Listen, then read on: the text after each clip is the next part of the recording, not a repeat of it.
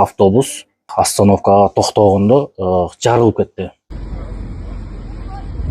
Ошо жүрөгүмдө кайсы улут, кайсы разница жок болуп калып, мен түз эле жүгүрүп бардым. Ортоңку айнегин жарып койгон экен, кантип чыгарын билбей, кантип өзүм чыгарганымды деле байкабай калдым. Карадым, что водительдин башы гана көрүнөт. Алдыңкы лобойдон кирсем, жанагы водитель жаткан экен, үстүн жарым патолог эшикте жатат, ыргып, жарым патологу водительдин үстүн жаап жатат да. Ременди кой берейин десем, ремени чыкпайт. Анан ременге эмне кылдым билбейм, ошо колуман келген нерсе менен кесип, ишыл эптеп водительди сүйөгүнчө турдум. Ошол моментте водитель көп эле кан кетип калса керек. Жолоогула келбегиле деп элдер кыйкырып аткан. Кажется, ошо экинчи баллон автобус менен остановканын ортосунда түбүстө жаткан экен. Жарылып кетсе, полный өлүп калышы мүмкүн депчи. Ошондо ойлогон жоксуз. Ойлогон жок. Лишь бы адам куткарыш керек. Лишь бы ошо куткарып калыш керек болду. Бу жарылса да, эмне болсо да, иши главный куткарып калыш керек болду водитель.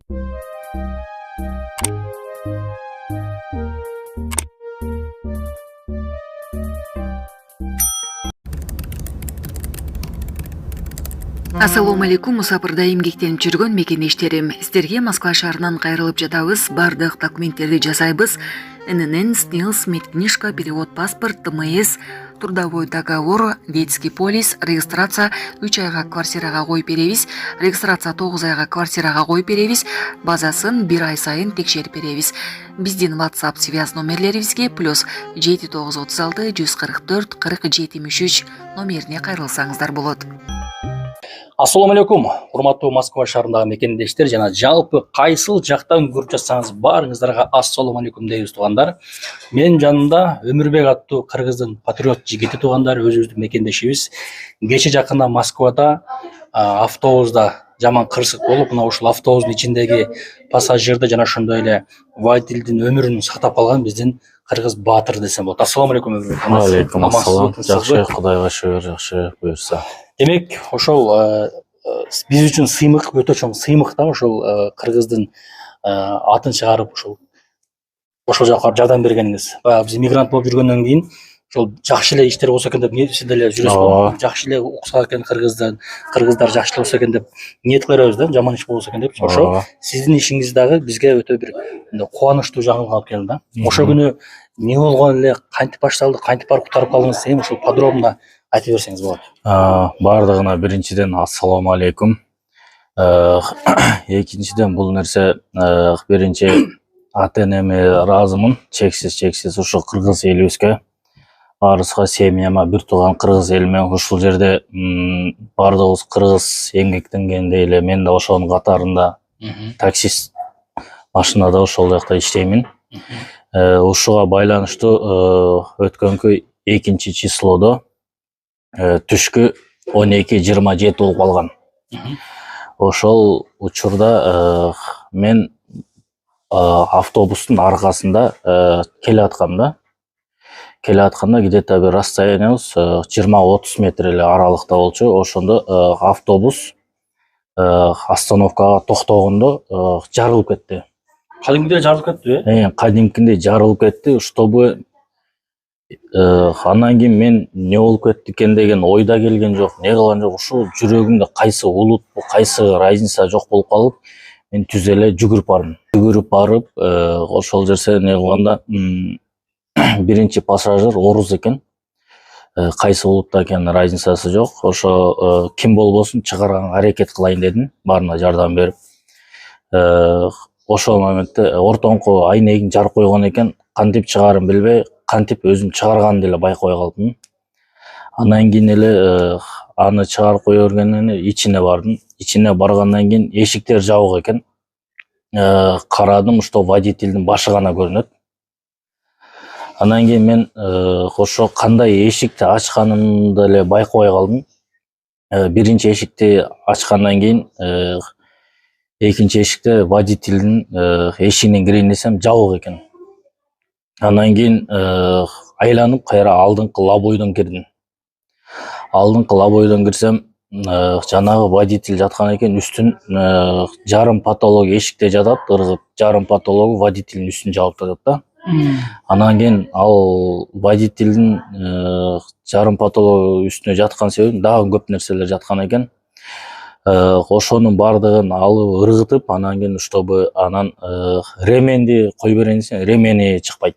Анан ременге эмне кылдым билбейм, ошо колуман келген нерсе менен кесип, ишыл эптеп водительди сүйөгүнчө турдум. Ошол моментте водитель көп эле кан кетип калса керек. Анан мен ошол моментте жалырадым водительге, чтобы көзүңөрдү ачкыла, жумбагыла, колдон келгенин эмне кылабыз деп. Ошол моментте сүйлөнүп эмне кылып атканда МЧС, скорый барды келип калды. Ошондо мен ичинен байкадым, чтобы кулагыма илең сулаң угулуп аткан, чтобы жолоогула келбегиле деп элдер кыйкырып аткан. Окажется, ошо экинчи баллон автобус менен остановканын ортосунда түбүстө жаткан экен.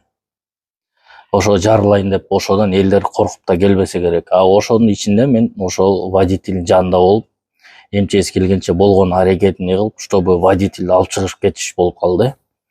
Ошол водитель алып чыгып кетиш үчүн анан МЧС жанагы водительдин жанагы эшиги болот го, стеклянный ичиндегиси.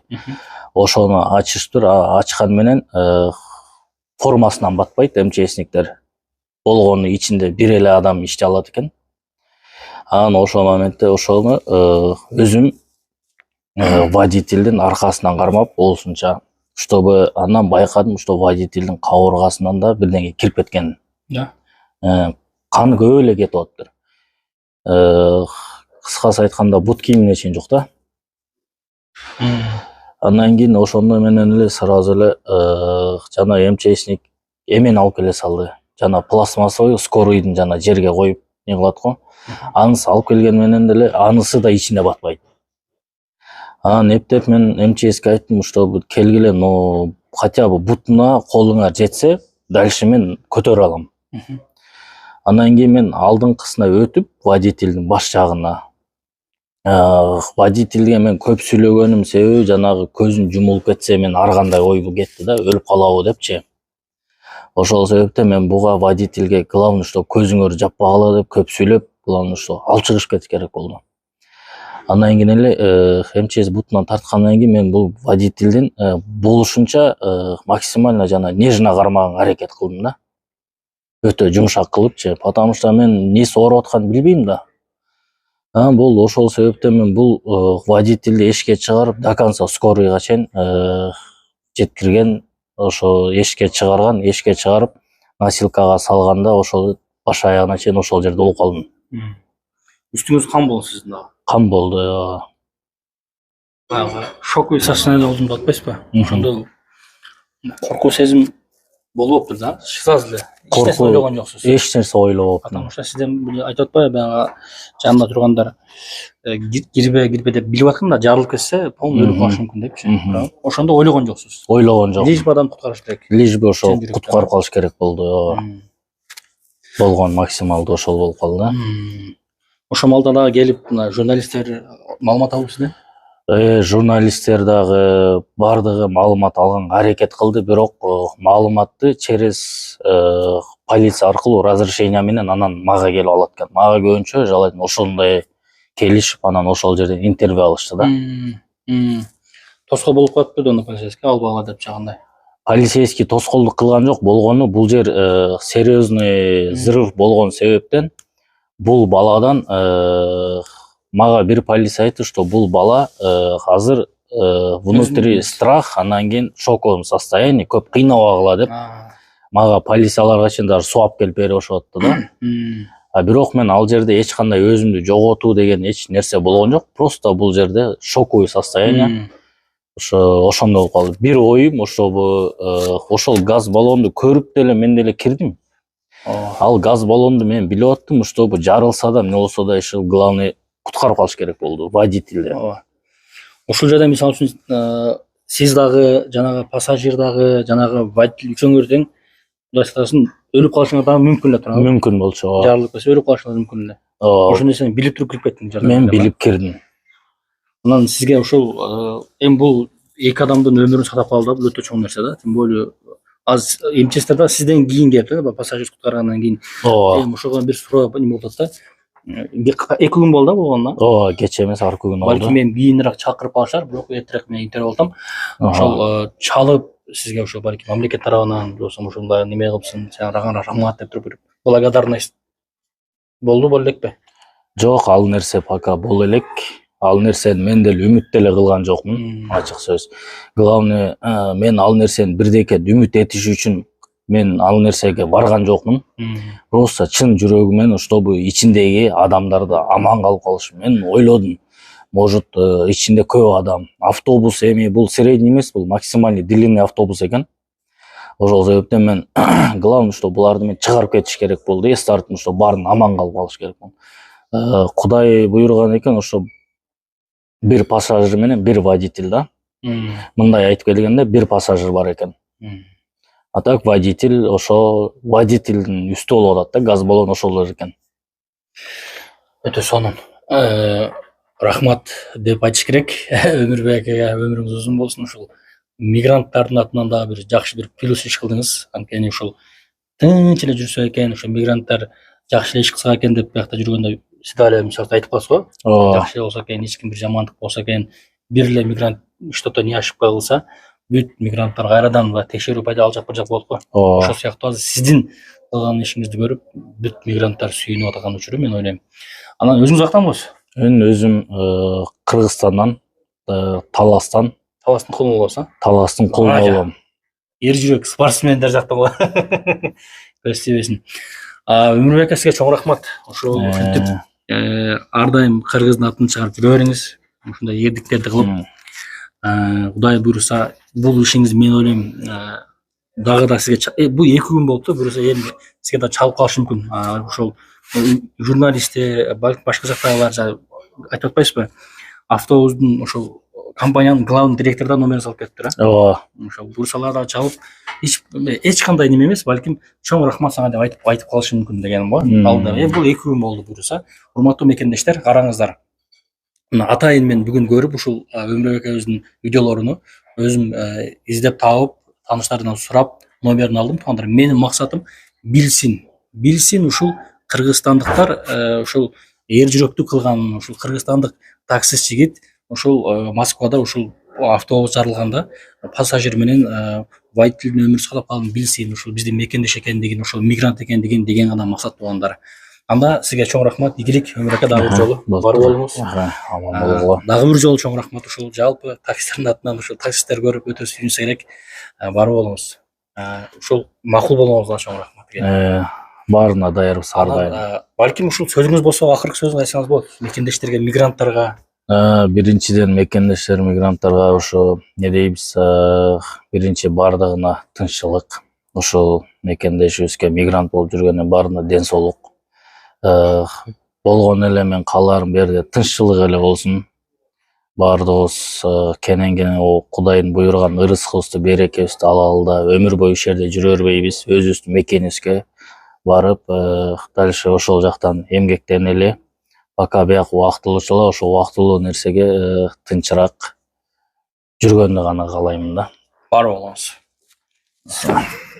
Ушинтип эле алат башкалар дагы, эч кыйын жери жок. Мына ушул Өмүрбек акебиздин машинасы туугандар, мына таксист Өмүрбек акебиз. Сиз общий Москвага келген канча жыл болду ошондо Өмүрбек? Москвага келип кеткениме 2015. 2015 баштагансыз келгениңизге? Таксиде иштеп не кылып атканым 2018-тен бери таксиде иштейм. 2018-ден бери. Келип кетип. Азыр туруктуу иштеп атканым 2 жыл болду. Эч жакка жылбай ушу только таксиде. Только таксиде иштейсиз? Ооба. Ошол күндө ушул немеде белеңиз? Ушул машинада, ушул. Салябизде. Ооба. Өтө сонун. Ушул машинаны жатап кала тургандар көрүп калсаңыздар, сыйноо берип коюңуздар Өмүрбек акебизге. Ошол Таластан болом дедиңиз, Таластан Кара Бурадан болом. Бойдоксузбу, же жеңем барбы? Бойдок болсоңуз? Кызым да бар. Кызыңыз барбы? Кызым булай жүрсө 3 жаштан өттү. Кызыңыз аты эмне? Кызым аты Айлун. Айлун. Красавица. Чоң атасы менен чоң апасынын колунда кызым. Келинчегим экөөбүз бул жакта эмгектенебиз. Жеңем да бул жакта иштейбиз менен. Эң сонун.